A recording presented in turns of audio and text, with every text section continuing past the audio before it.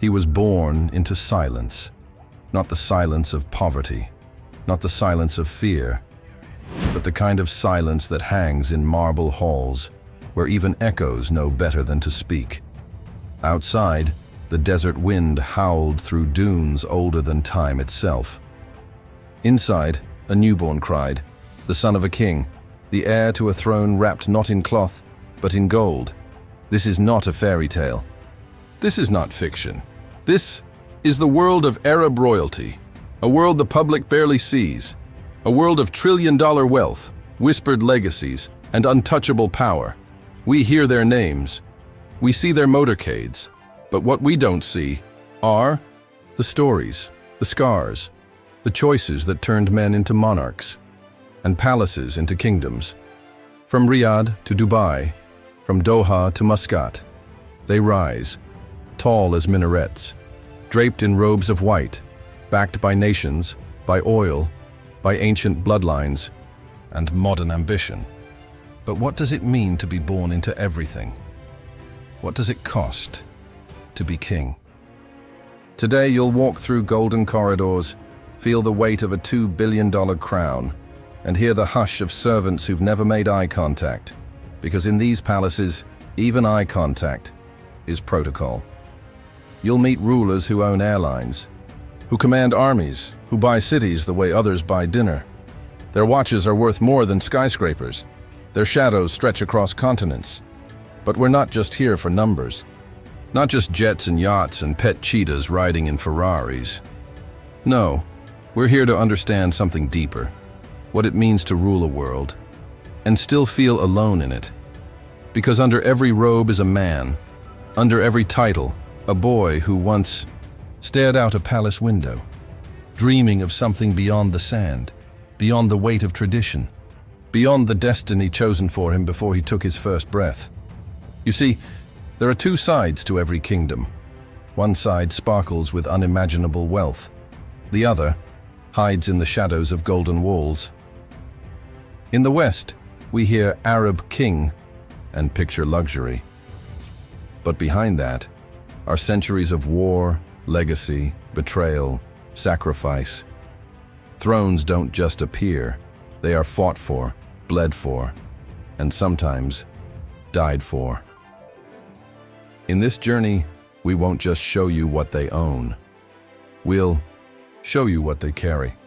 The burden of family name, the pressure of perfection, the loneliness of being surrounded by 1,000 servants, yet unable to trust a single one. This is the life of the richest Arab kings on earth. They don't ask for attention, because their world demands reverence. They don't show weakness, because their legacy forbids it.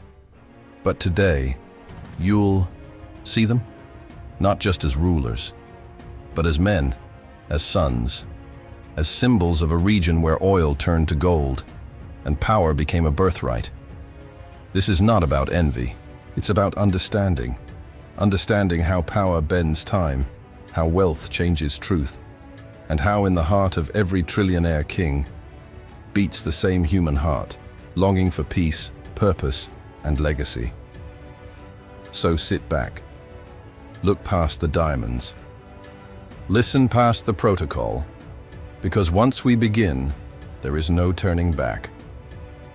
Welcome to the Trillionaire Life of the richest Arab kings on earth. King 1. King Salman bin Abdulaziz Al Saud, the guardian of legacy before the towers of Riyadh kissed the sky, before oil turned deserts into marble kingdoms. There was a boy named Salman, born in 1935 in a Riyadh barely lit by electricity. The world saw sand. He saw destiny. Born the 25th son of Ibn Saud, the founder of modern Saudi Arabia, Salman grew, not just in wealth, but in expectation. His lessons weren't in school books.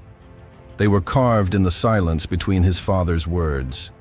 He was trained not to speak often, but when he did, kingdoms listened. He ruled Riyadh at just 19, not with an iron fist, but with measured calm, inherited from men who built nations from nothing but faith and fire. Today, King Salman is the custodian of the two holy mosques, a title more sacred than king, because he doesn't just rule a country. He protects a faith, welcomes millions of pilgrims, and carries the soul of Islam on his shoulders. His wealth is immeasurable, his lineage unstoppable. But his real power? Silence, composure, calculation. When others flaunt jets, he sends quiet. Messages with actions, like building Neom, a $500 billion futuristic city in the desert, or reshaping global oil prices with a single nod. But don't be fooled. Behind his calm is a lion, and when that lion speaks, nations tremble.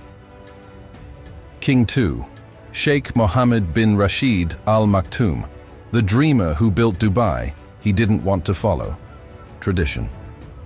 He wanted to shatter it. Born in 1949 in Dubai, when it was little more than a fishing village, Sheikh Mohammed bin Rashid Al Maktoum watched as cargo boats drifted through dusty ports. He didn't see sand. He saw a future of steel, glass, and stars. Educated in London's elite military academies, he returned not to preserve, but to transform. What followed was nothing short of a miracle.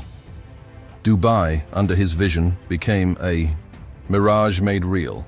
The Burj Khalifa, the tallest structure on Earth, 2,722 feet into the heavens, the Palm Islands, man-made paradises shaped like art, the Emirates airline, owned by royalty, trusted by the world, a city where the future lives, and where yesterday barely remembers itself, his personal net worth in the billions, his family's legacy, trillions in assets, influence, and untouchable prestige.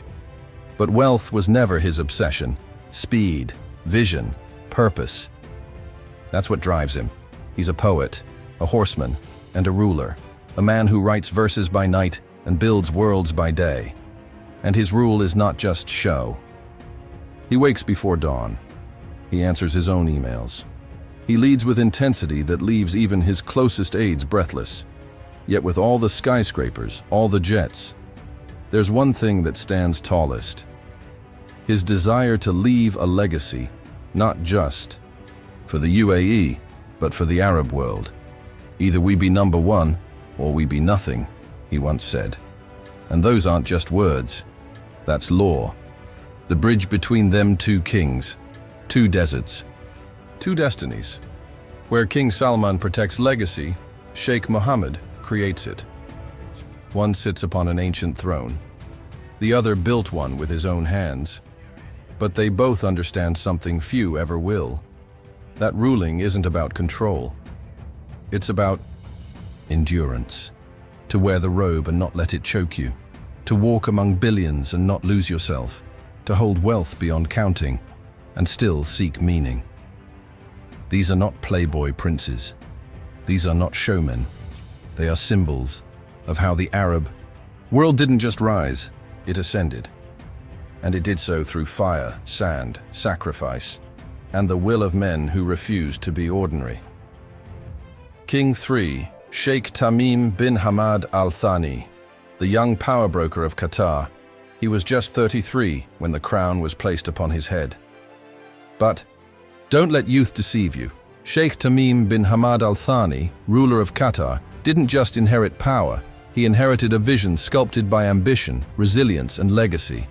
Qatar is small in size, but under his rule, it moves like a giant. With the world's third largest gas reserves, Tamim commands wealth that flows not in rivers, but in pipelines beneath oceans. But it's not just energy he controls, it's narratives. Al Jazeera, a media titan shaping hearts and headlines across the Arab world, built and backed by Qatar's rulers, a tool more powerful than a sword. Then came the masterstroke, the 2022 FIFA World Cup, the first ever hosted in the Arab world. A moment that didn't just spotlight Qatar, it reshaped global opinion. In a desert once overlooked, Tamim built air-conditioned stadiums, luxury fan villages, and highways that shimmered like rivers of glass. Billions watched. But few saw the strategy behind it.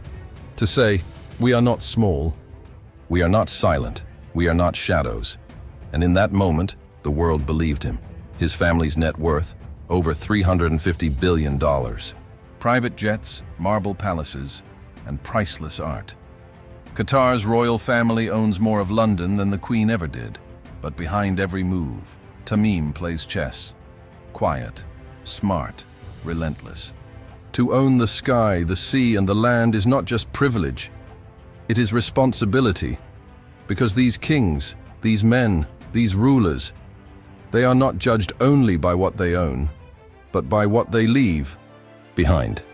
If you like this type of content, make sure to subscribe to our channel.